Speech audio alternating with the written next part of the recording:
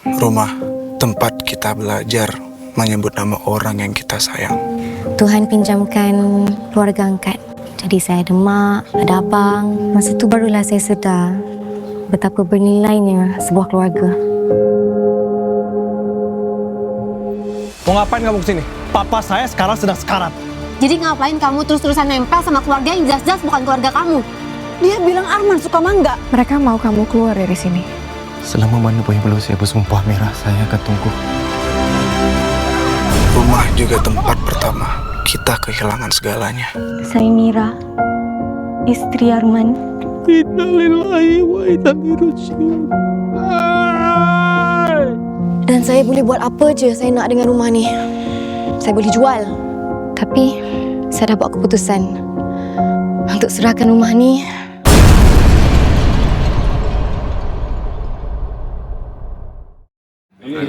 Doa, takkan badan percayaan masing-masing dimulai. Selesai. Yuk, let's go. Halo, saya Matias Mucus. Sekarang ini saya sedang terlibat dalam sebuah proyek FTV yang berjudul Rumah Menanti Cahaya. Saya berperan sebagai seorang bapak berumur 72 tahun, lumayan tua, dan punya anak banyak sekali. Tokoh saya itu namanya Ahmad. Ahmad ini adalah seorang bapak yang sudah ditinggalkan sama istrinya. Punya anak yang sudah besar-besar, sangat beragam karakternya, sangat ambisius, sangat serakah gitu ya. Kemudian datanglah yang namanya tokoh baru yang namanya Mira ini di tengah-tengah kita. Okay, nama saya Dayan Trisha dan saya pegang watak sebagai Mira dalam Rumah Menanti Cahaya. Dan saya ambil tasbih Arman untuk papa awak. Rumah Menanti Cahaya, kalau daripada title dia, apa yang saya boleh translate, mungkin rumah itu sesuatu tempat yang menanti untuk dijadikan tempat yang bahagia. Like cahaya tu something yang kita nampak sebagai positif and penuh dengan kasih sayang. So mungkin itu rumah tu menanti untuk dibahagiakan. Mangga? Gila. Dia bilang Arman suka mangga. Dia bohong. Atau mungkin Arman pura-pura nikah sama dia. The story is written by me. I wanted to, we are losing a lot of family life in today's modern world. And I wanted to say a story that, that family is important. But more than family, if somebody who comes and helps the family to join together, which is much more important than that. Perempuan ini bukan keluarga kita. I'm Amir Rashidi, CEO of TV3 and Tonton, representing Media Prima here. We've been toying with a lot of virtual production techniques for our entertainment and reality programs, but not yet for our scripted content. So when Whisper Studios came with this proposal to work together, I think it was quite exciting for us, and then we took the opportunity to work with them because I think provides our team with a new way of production that we haven't tried before, and I think that helps expand their creativity and skill set, which is all good stuff. Adik aku belum kering kuburnya. Air mata papa juga sama. Kalian bisa ya tawa kayak gini? Bercanda kayak gini? Halo, aku Eldania Zahra. Aku di sini berperan sebagai Nadia. Nadia itu orangnya keras dan dia di sini memerankan antagonis. Kalau menurut aku, Rumah Menanti Cahaya ini sebuah drama keluarga ya. Sebuah drama keluarga yang dulunya tuh dia hangat, tapi sekarang agak terpecah belah karena ada salah satu peran yang mungkin menghilang. Nah, dari sinilah konfliknya terjadi. Ternyata papa lihat semuanya. Aku Jihan Ranti, di sini aku berperan sebagai Putri, anak dari Pak Ahmad. Di Rumah Menanti Cahaya itu bercerita soal kesalahpahaman antara anak kepada bapaknya selama ini. Terus muncul juga orang baru yang bikin konflik juga di dalam keluarga, yang lumayan bikin kurang baiklah hubungannya sama ayahnya. Tapi di situ banyak pesan yang bisa diambil dari cerita Rumah Menanti Cahaya ini.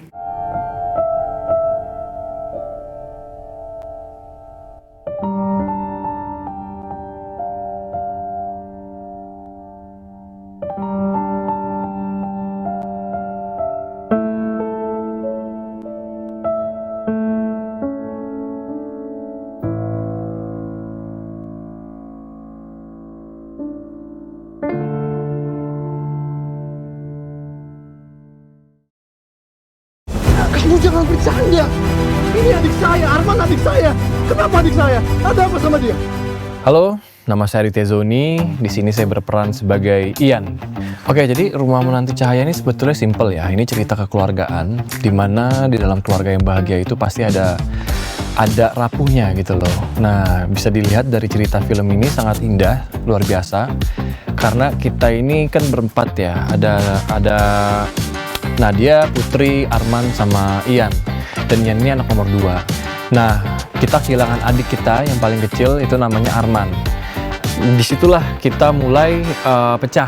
Iya, aku tahu kamu nggak bodoh, ya. Tapi kamu gampang banget dibodohin. Kamu inget gak? Kamu diusir sama keluarga tiri kamu, dan kamu nggak dapat sepeser pun warisannya bapak kamu, iya kan?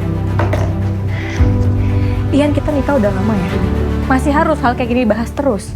Hello, my name is Yanis Margareta. Di sini aku sebagai Sita role-nya. Sita is actually a very nice girl. Dia wife, istri dari Ian, penurut, baik, definitely a protagonist. Dia nanti akan jadi teman or afterthought, tanda kutip, kayak malaikat buat Mira. Jadi gimana? Kalian mau ngapain dari hasil bagian rumah ini?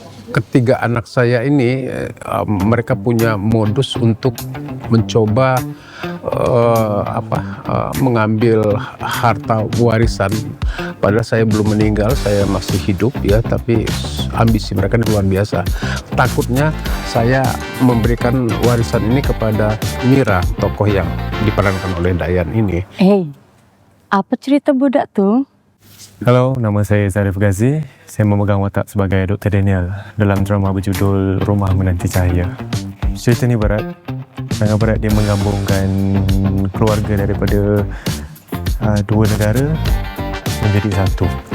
Papa sudah tahu semuanya.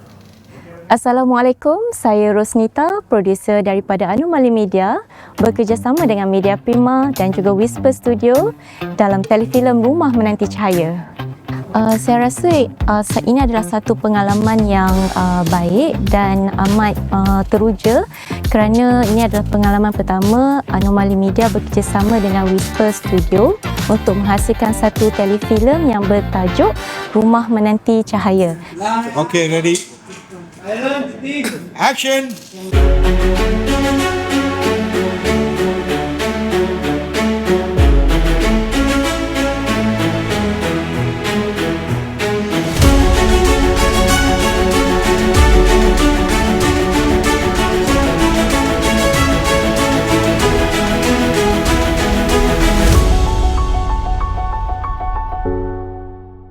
Yeah, I've been shooting a lot of virtual since last 1 year, and I really like a lot of things about virtual. Is so nice, you know. Like so, I've shot around 25 to 30 FTVs in Indonesia, and mostly all of them were in virtual studio, and we have been getting good ratings. So I love about this that you are in one place, all your artists is in one place. And you are in studio, there is no problem of any permission, there is no problem of you want to go to Rumah Sakit, in a hospital, and you have to take so many permissions and all. And also, the lighting and also the sound is really important because we are in a studio, so there's no problem of any sound coming from outside. And this is the future of filmmaking.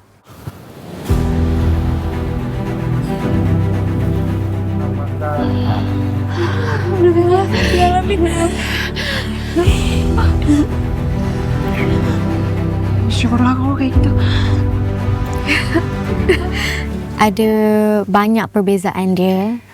Salah satunya, saya rasa mungkin kalau dekat real set tu, dia punya settings tu lebih boleh disentuh kan, dinding-dinding tu maknanya ada relationship lah dengan tempat yang kita shoot tu kan, kita kena rasa dia. Tapi kalau virtual, kelebihan dia pula audio, sound, tip top. tak payah berhenti sebab selalunya dalam studio senyap kan. So tak ada gangguan macam hujan ke ataupun suara-suara daripada kapal terbang ke apa semua. So banyak yang saya belajar dari segi perbezaan shoot dekat virtual dengan shoot dekat set sebenar. Ini mungkin media baru ya, mengcombine teknologi ke visual. Ini pengalaman baru buat saya ya. Pernah dulu di iklan, tapi kan cuma beberapa detik. Tapi ini kan drama. Drama ini kan perlu emosi, perlu kontinuitas, perlu pergerakan, blocking, dan lain sebagainya. Nah, virtual ini membackup kita. Memang kondisi di dalam studio memang sedikit menegangkan karena banyak sekali alat-alat yang memang harus ada di sana, beberapa monitor yang besar-besar segala macam karena memang ini menyangkut teknologi. Sebelumnya sih aku udah pernah syuting virtual dan ini kali kedua aku syuting virtual.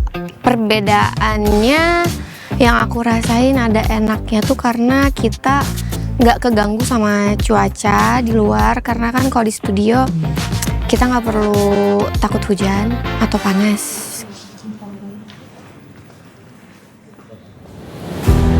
Jadi janda enak banget ya? Ada jadwal bangunnya gitu eksklusif. Oh, jujur ini pertama kali, my first experience, jadi agak kaku ya sebetulnya ya. Karena kita memang terbiasa pada real set, kami di sini nggak mau makan. Apalagi kalau dia yang masak. Awalnya sih agak-agak kaku, tapi lama-kelamaan nyaman gitu.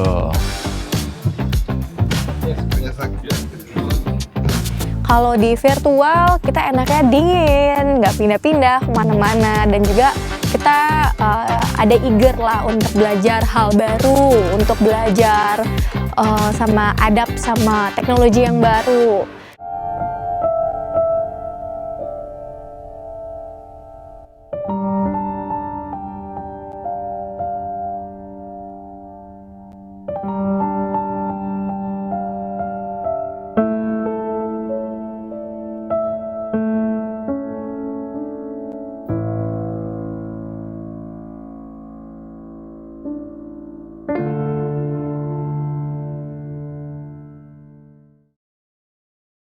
Ada apa nih?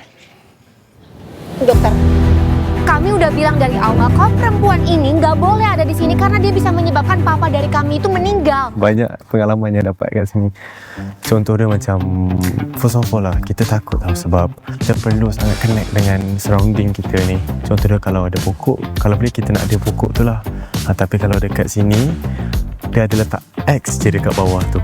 Maksudnya dekat X tu kalau kita pijak, maksudnya kita dah langgar pokok tu.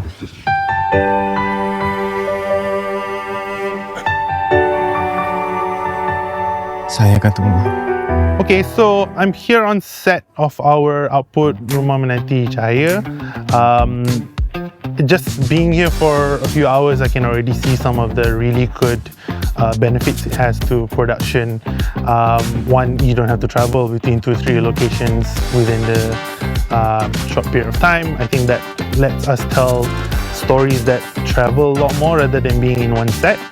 And then it helps shorten production times. You know, you don't have to worry about bike driving in the background or rain.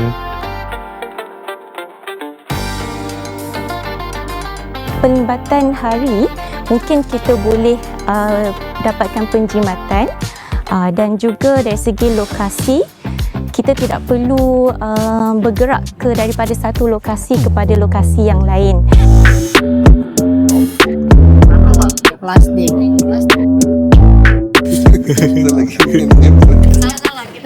And I think the real benefit of the real-time virtual production technology they have is that the cast is able to see that virtual set as they're acting rather than having to wait for it to post. I think it gives another level of challenge for the actors, which ultimately I think will be good for them as they improve on the craft.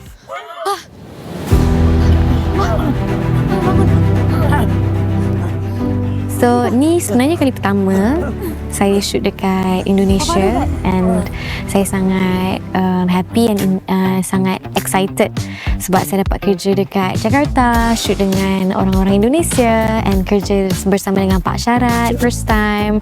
Such an amazing director, and saya punya sparring juga kebanyakannya saya dengan Pak Matias Muchus, which is a legendary actor juga di Indonesia.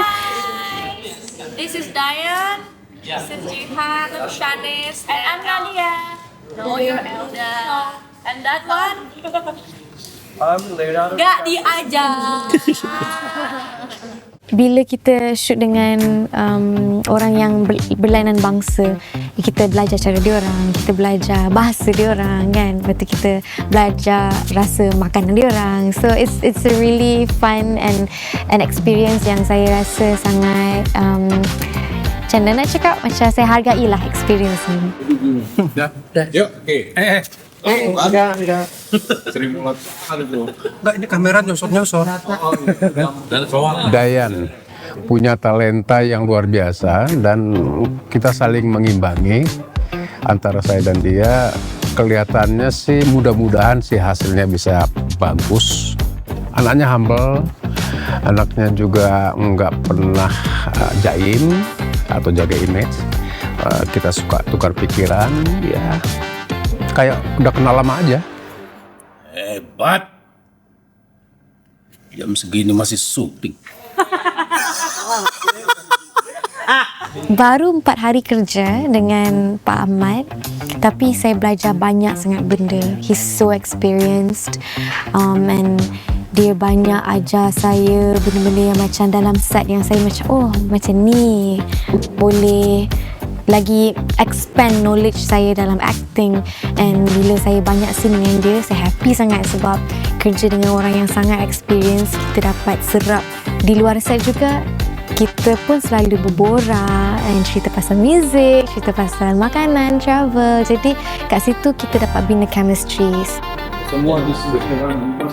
Sejauh ini sih overall aman-aman aja sih, karena aku juga kebetulan pernah sempat bermain di Malaysia, jadi aku udah tahu gimana nih cara kita berdialog sama orang Malay, karena kan di sini perbedaan bahasa juga ya. Maaf Nadia. Mira, atau mungkin aku terlalu keras ya sama kamu? First impression ternyata all the actor and actress from Malaysia baik-baik banget. Orangnya seru, very open, very humble. Jadi seneng banget bisa jadi salah satu project yang buat aku bisa punya temen baru dan juga bisa saling belajar, bertukar ilmu. Excited for more.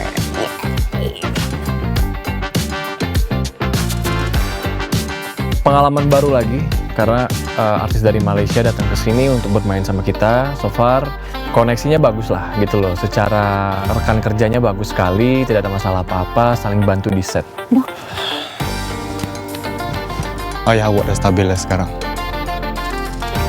Untuk berlakon dengan artis Indonesia ni, diorang sangat welcoming.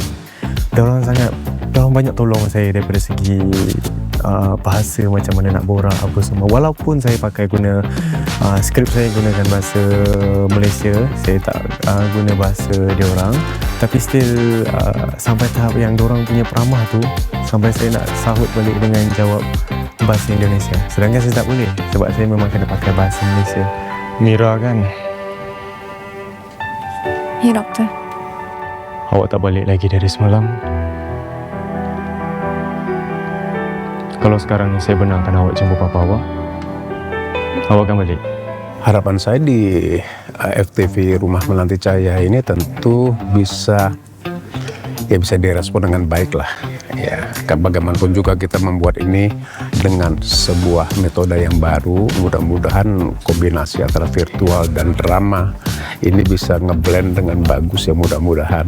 Secara konten juga tontonan ini saya pikir dari dua kultur ya, Indonesia dan Malaysia yang dipadu-padankan dalam sebuah drama. Mudah-mudahan ini juga menjadi sebuah poin yang bisa dijadikan sebuah inspirasi lah gitu loh.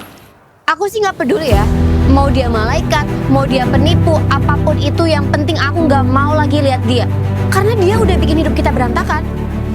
Malaysian audience, I would request you to see my new work, which is a virtual film, and I hope you will like this story, and I wish that I've done my duty as a filmmaker to give you the best.